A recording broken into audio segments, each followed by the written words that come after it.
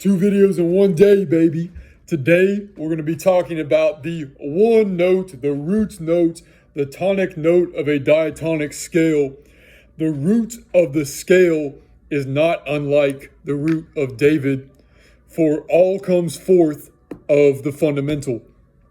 The first note is as the first day of creation, that there would be both the light and the dark. That the first note would ring out of the silence, shine out of that dark. The tonic exists singular in scope already, encompassing the whole of the key already.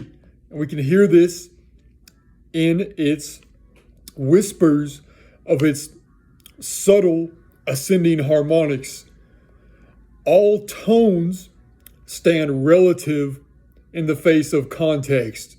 Context itself, known only by their relationship to the one. Yet even the primal tone has its octaves, which acts as a paradox of some form, that the fundamental is simultaneously infinite to the same degree that it's finite. The human ear can only hear about 7 octaves, yet we know that octaves extend to both heaven and down to hell, forever in either direction. Both lower and higher than our perception can grasp, heaven, hell. The musical root suckles beneath groundwater, and its canopies surmount the Kailash peak. The Hindus drone on their vertical sitars. They sit down to play as if to hold a galaxy in their lap.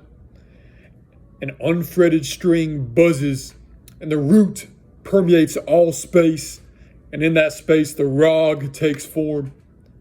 All melody bursts in, fades out of the mist, recurring and iterating over the bed of potential.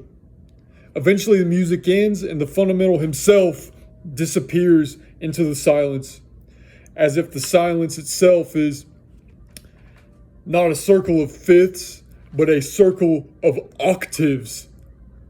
Therefore, the fundamental is complete, and ascending to greater octaves assures total monophony.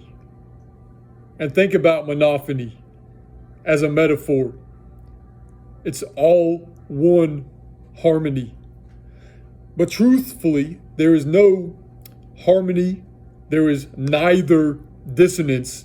There is no harmony. That octaves act as a supposedly dual harmony of one. It's one's relationship to one. That is what the octave is. But there's no harmony. There's no dissonance either. And neither is there dissonance, or what I call dissonance is the glorious attempt at, I will rudely call it, anti-harmony. Yet you'll notice that dissonance itself is still tugged onward by tonal gravity and ultimately concedes to the one eventually. Ultimately to that cloud of unknowing. And you'll notice this talk has been maybe the most esoteric, the most not having to do with music theory. When you talk about the one of the scale, it becomes all metaphorical, all mystical, because that's what generates the scale. That's what the scale comes out of. We either always resolve to the tonic or it's just quiet. That's only 2 ways you can go. If you look at it, there's not even 2 ways. It's only one way. There's only one way. Well, thank you again. I hope this will help you with your composition.